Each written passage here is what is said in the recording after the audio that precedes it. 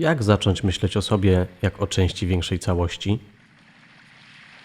Jak uwolnić się od indywidualizmu i przekonania o tym, że istniejemy jako niezależne, oddzielone od świata pojedyncze istoty?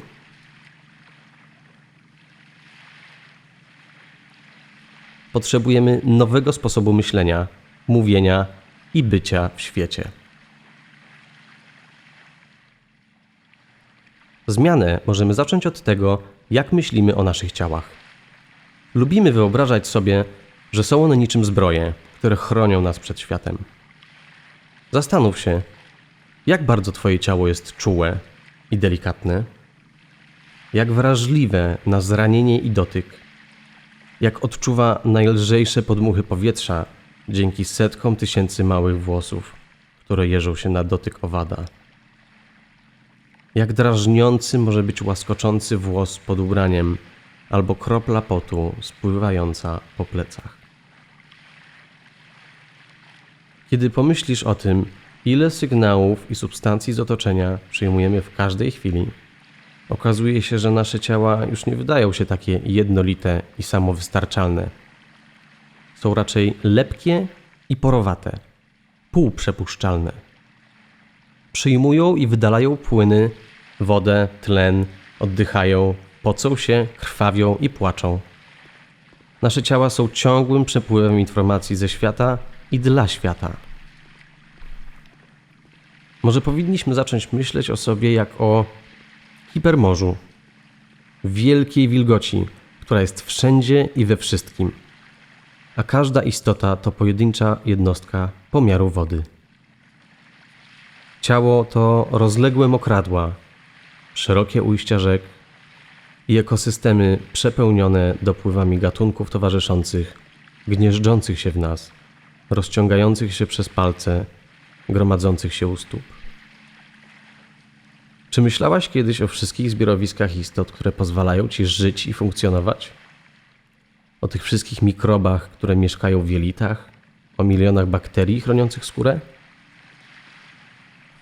Przepuszczalność i porowatość naszych ciał nie chroni nas przed tym, co może nas zabić. Pragniemy wody, bo dzięki niej wnika w nas życiodajna siła, ale tą samą drogą chadzają też toksyczne substancje i choroby. A każdy przejaw braku poszanowania dla wody gwałtownie wymyka się spod kontroli i jest katastrofalny w skutkach.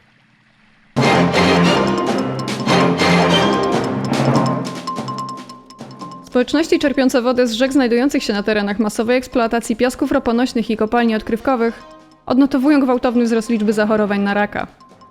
Z kopalni węgla brunatnego Bełchatów do rzeki Warty spływa rocznie 100 milionów metrów sześciennych ścieków produkcyjnych, które przedostają się do wód gruntowych i wody pitnej. Znajdują się w nich metale ciężkie takie jak kadm, ołów, siarka, cynk oraz kwas naftalenowy, które uszkadzają płuca, nerki i wątrobę, powodują anemię, choroby kostne i zaburzenia wzroku. Połykamy je z każdym łykiem wody. Woda kranowa w okolicy odwiertów wykorzystywanych do wydobycia gazu łupkowego jest tak zanieczyszczona metanem, że można ją podpalić. Woda na całej planecie pełna jest mikroplastiku. Według badaczy z australijskiego Uniwersytetu Newcastle mieszkaniec Ziemi pochłania średnio 5 gramów plastiku tygodniowo, czyli tyle, ile potrzeba do wyprodukowania jednej karty kredytowej. Jak podaje duńska myślicielka feministyczna i ekologiczna Astrida Neymanis, weźmy pod uwagę fakt, że oprócz tłuszczu, witamin, laktozy, minerałów, przeciwciał i innych substancji podtrzymujących życie, mleko karmiących matek z Ameryki Północnej zawiera prawdopodobnie również DDT, PCB, dioksyny, trichloroetylen, kadm, rtęć, ołów, benzen, arsen, rozcieńczalnik do farb, ftalany, płyn do czyszczenia na sucho, dezodoranty toaletowe, teflon, truciznę na termity, środki grzybobójcze i paliwo rakietowe.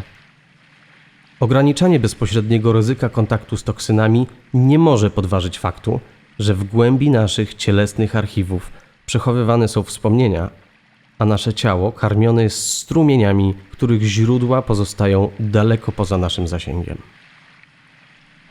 Co robić, kiedy już przyznamy, że nie jesteśmy hermetycznie zamknięci w kombinezonach z ludzkiej skóry? Może powinniśmy dążyć do wytworzenia nowej wyobraźni i języka, za pomocą których będziemy rozmawiać o świecie w dobie katastrofy klimatycznej.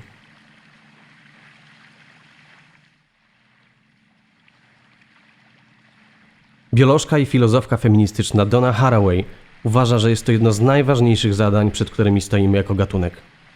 Twierdzi, że nie możemy już dłużej wyobrażać sobie rzeczywistości jako pustej przestrzeni, w której lewitują osobne, szczelnie zamknięte i oddzielone od siebie byty. Każda i każdy z nas przypomina raczej wodny ekosystem, rozproszoną sieć, która jest rozciągnięta w czasie i przestrzeni. Co prawda, nikt z nas nie żyje wszędzie naraz, ale każdy żyje gdzieś. Nikt nie jest połączony ze wszystkim naraz, ale wszystko jest połączone między sobą. Nie istniejesz osobno w próżni. Połączenia, które tworzymy i w które jesteśmy uwikłani, definiują to, jak odbieramy rzeczywistość. To one decydują, jaka wiedza produkuje wiedzę, jakie relacje tworzą relacje i jakie historie opowiadają historie. Potrzebujemy nowych połączeń i nowego kolektywnego sposobu myślenia. Indywidualizm nie może być już dla nas fundamentem. Musimy uobecnić to, co nieobecne i uznać za ważne to, co nie jest człowiecze. Pomyśleć świat, w którym liczy się cały świat. Bo na razie jego nieobecność wypełniamy ważnymi sprawami. Prowadzimy business as usual i skazujemy siebie i wszystko, co żyje, na apokalipsę. Tyle moglibyśmy się nauczyć o sposobach bycia w świecie od grzybni, rojów pszczół, pajęczych sieci, od płynących rzek, a zdani jesteśmy na nasze drżące, porowate ciała.